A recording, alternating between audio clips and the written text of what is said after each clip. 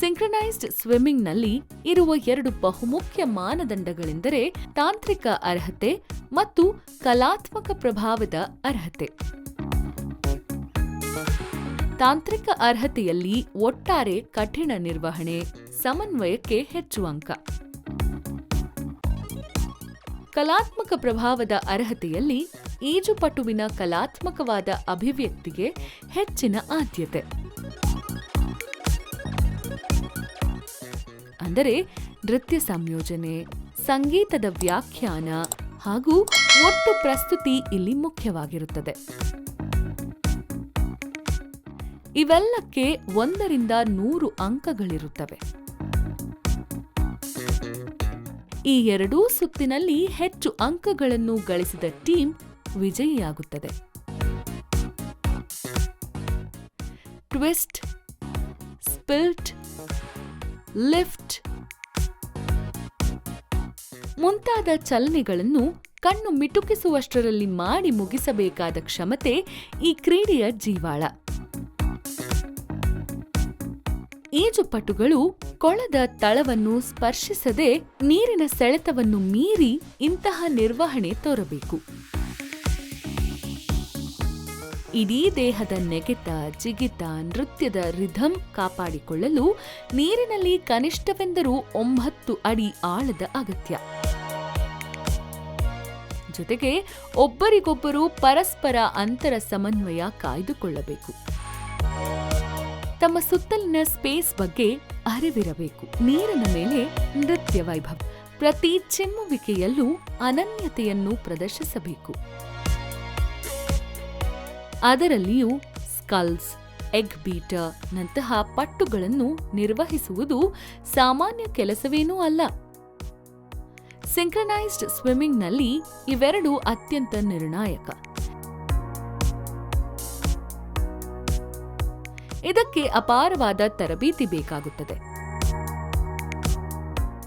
Sculls ವಿಭಾಗದಲ್ಲಿ ತಲೆ ಕೆಳಕಾಗಿ ಉಸಿರನ್ನು ಬಿಗಿ ಹಿಡಿದು ಮಾಡುವ ಈ ಕಸರತ್ತು ಯಾವ ಧ್ಯಾನಕ್ಕೆ ಕಡಿಮೆ ಇದೆ ಹೇಳಿ?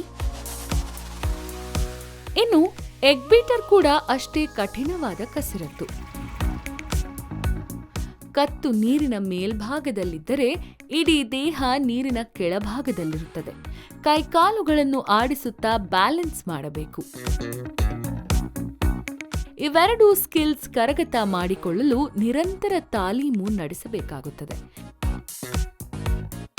ಈಜುಗಾರಿಕೆಯ ಪ್ರತಿ ಹಂತದಲ್ಲಿಯೂ ಏಕಾಗ್ರತೆ ಅತ್ಯಗತ್ಯ. ಅಷ್ಟು ಮಾತ್ರವಲ್ಲದೆ ದೈಹಿಕವಾಗಿಯೂ ಈಜುಪಟು ಹುರಿಗೊಂಡಿರಬೇಕು. ಅದಕ್ಕಾಗಿ ನಾನಾ ಹಂತಗಳಲ್ಲಿ ವರ್ಷಗಳ ಕಾಲ, ದಿನಕ್ಕೆ ಕನಿಷ್ಠ 8 ಗಂಟೆಗಳ ಕಾಲ ಕಠಿಣವಾದ ತರಬೇತಿಯನ್ನು ನೀಡಲಾಗುತ್ತದೆ. ಫ್ಲೈಯರ್, ಬೇಸ್, ಪುಷರ್, ಸಿಂಕ್ರನೈಸ್ಡ್ ಸ್ವಿಮ್ಮಿಂಗ್ನ 3 ಬಹುಮುಖ್ಯ ಆಟಗಾರರು. ಇವರು ಇಡೀ ಟೀಮ್ನ ಶಕ್ತಿ. ಫ್ಲೈಯರ್ ಈಜಿನಲ್ಲಿ ಶೀಘ್ರ ಗತಿಯನ್ನು ಕಾಯ್ದುಕೊಳ್ಳಬೇಕು. ಕ್ಷಣಾರ್ಧದಲ್ಲಿ ನೀರಿನಿಂದ ಮೇಲಕ್ಕೆ ಜಿಗಿಯುವಷ್ಟು ದೇಹ ಫ್ಲೆಕ್ಸಿಬಲ್ ಆಗಿರಬೇಕಾಗುತ್ತದೆ. ಜಿಮ್ನಾಸ್ಟಿಕ್ ತರಬೇತಿ ಪಡೆದಿದ್ದರೆ ಇನ್ನಷ್ಟು ಸಲೀಸು. ಉಸಿರು ಬಿಗಿ ಹಿಡಿದು ತಲೆ ಕೆಳಗಾಗಿ ಮಿಂಚಿನ ವೇಗದಲ್ಲಿ ಈಜುವ ಪರಿಯನ್ನು ಒಮ್ಮೆ ಊಹಿಸಿಕೊಳ್ಳಿ. ಬಹುಶಃ ಸದಾ ನೀರಿನಲ್ಲಿಯೇ ಜೀವಿಸುವ ಮೀನು ಕೂಡ ಇಷ್ಟೊಂದು ಕ್ಷಿಪ್ರಗತಿಯಲ್ಲಿ ಈಜಲಾರದು ಅನಿಸಿಬಿಡುತ್ತದೆ. ಇಂತಹ ತರಬೇತಿಯನ್ನು ಈ ಈಜುಪಟುಗಳು ವಾರದಲ್ಲಿ 6 ದಿನ ಸತತ 6 ಗಂಟೆಗಳ ಕಾಲ ಮಾಡುತ್ತಾರೆ. ಇಷ್ಟಾದ ಮೇಲೂ ನೀರಿನಿಂದ ಹೊರಗೆ 2 ಗಂಟೆಗಳ ತಾಲೀಮು ಮಾಡಬೇಕು.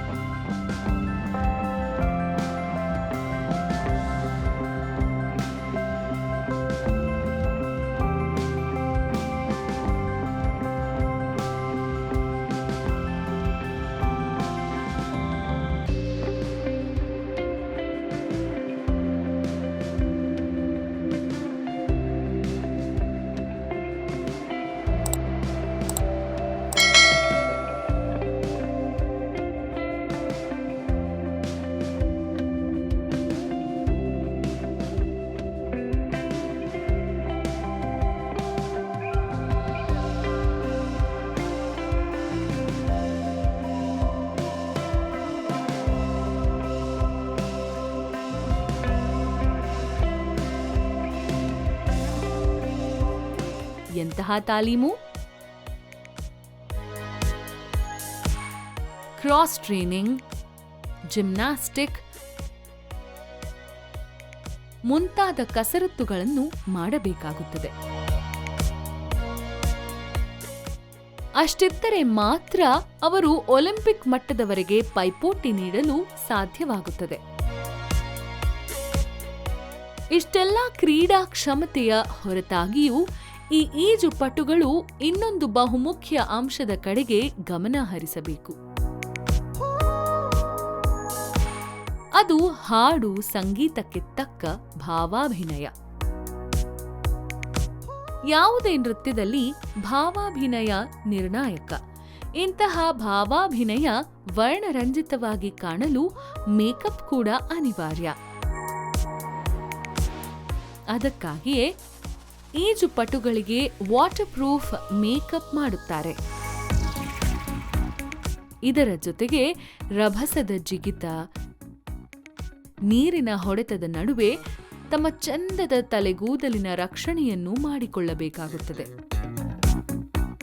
ಅನೇಕ ಈಜುಪಟುಗಳು ಈ ಹೊಯ್ದಾಟಗಳಲ್ಲಿ ಹೆಡ್ ಇಂಜುರಿಗೂ ಒಳಗಾಗುತ್ತಾರೆ. ಹಾಗೇನಾದರೂ ಆದರೆ ಅದರಿಂದ ಚೇತರಿಸಿಕೊಳ್ಳಲು ವರ್ಷಗಳೇ ಬೇಕಾಗುತ್ತದೆ.